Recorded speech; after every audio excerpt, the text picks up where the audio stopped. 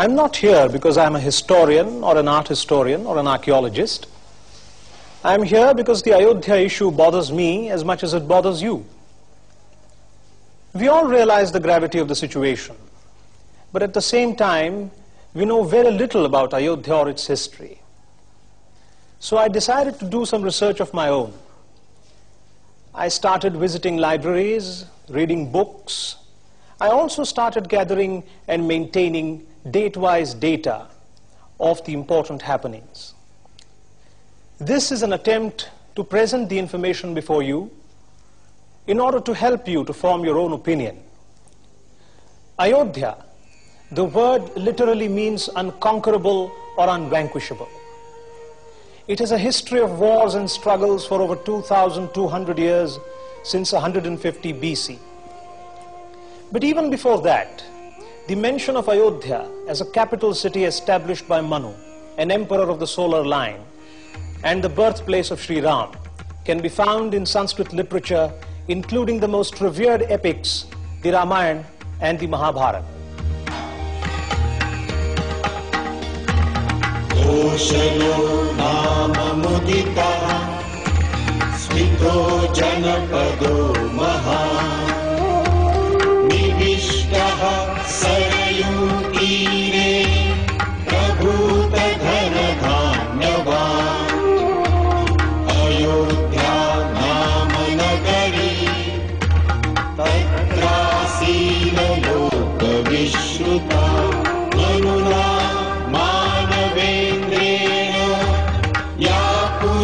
निर्विता स्वयं आयता दशचक्रे च योजनानि महापुरी श्रीमती त्रीणि विस्तीर्णा सुविभक्त महापथा राजमार्गेण महता सुविभक्तेन Sobhita.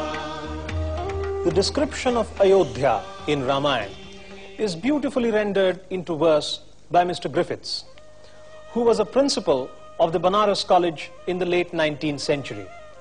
He writes, "Her ample streets were nobly planned and streams of water flowed to keep the fragrant blossoms fresh that strewed her royal road.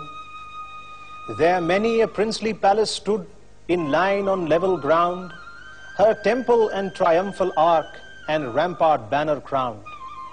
Their golden turrets rose on high above the waving green of mango groves and blooming trees and flowery knots between.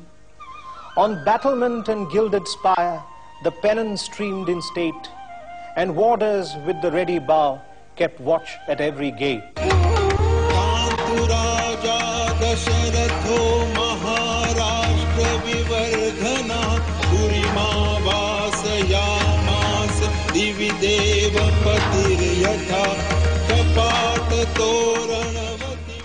The kingdom of Koshal was ruled by King Dashrath, who is believed to be 56th in descent from Raja Manu.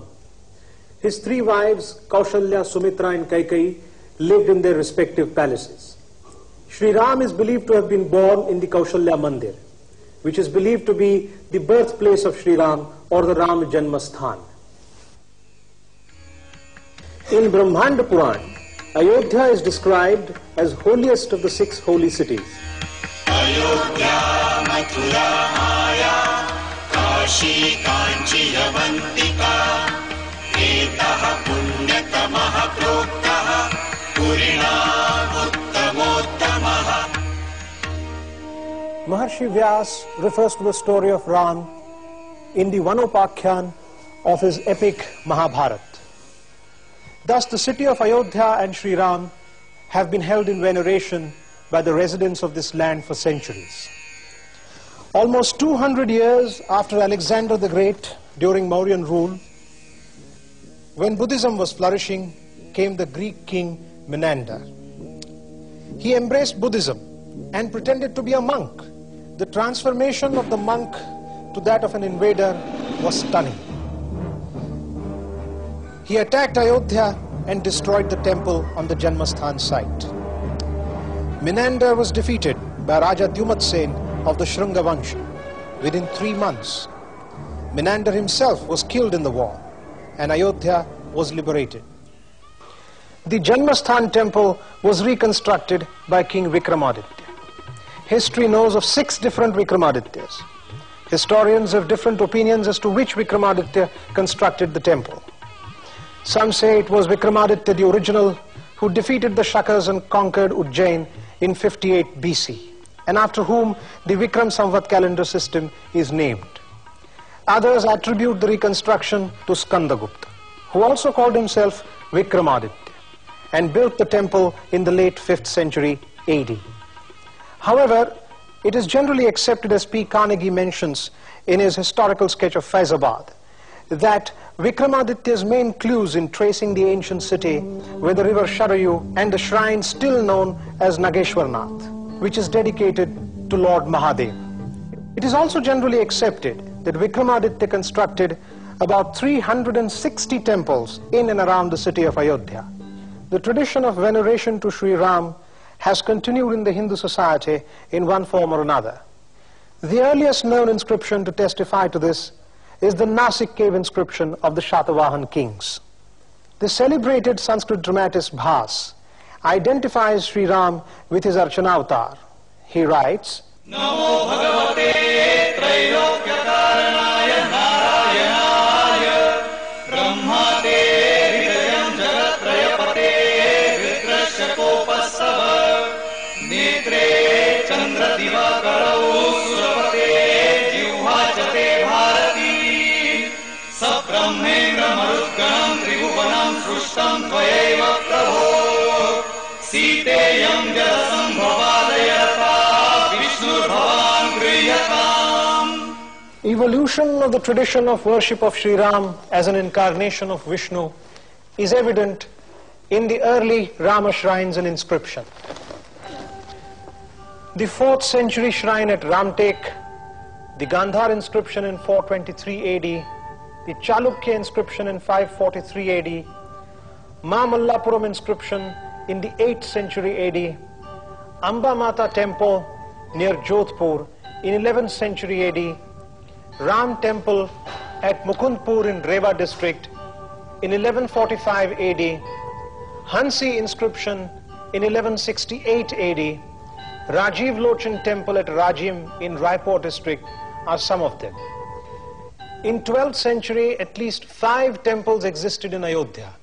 They were Guptahari at Gopratar Ghat, Chandrahari at Sargadwar Ghat, Vishnuhari at Chakratirth Ghat, Dharmahari at Swargadwar Ghat, and Vishnu temple on what is known as the Janmabhoomi site. Mahmud Ghaznavi looted and destroyed the temple of Somnath and went back.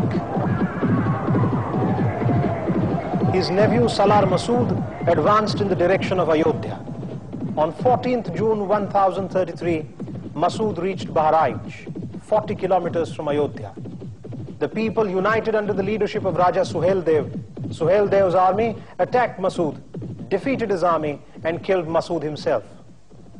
Abdul Rahman Chishti writes in the biography of Masood titled Meerate Masoodi, मौत का सामना है, फिराक सूरी नजदीक है, हुनूदों ने जमाव किया है, इनका लश्कर बेइंतहा है, सुदूर नेपाल से पहाड़ों के नीचे घाघरा तक फौज मुखालिफ का पड़ाव है। मसूद की मौत के बाद अजमेर से मुजफ्फर खान तुरंत आया, पर वह भी मार दिया गया। अरब ईरान के हर घर का चिराग बुझा।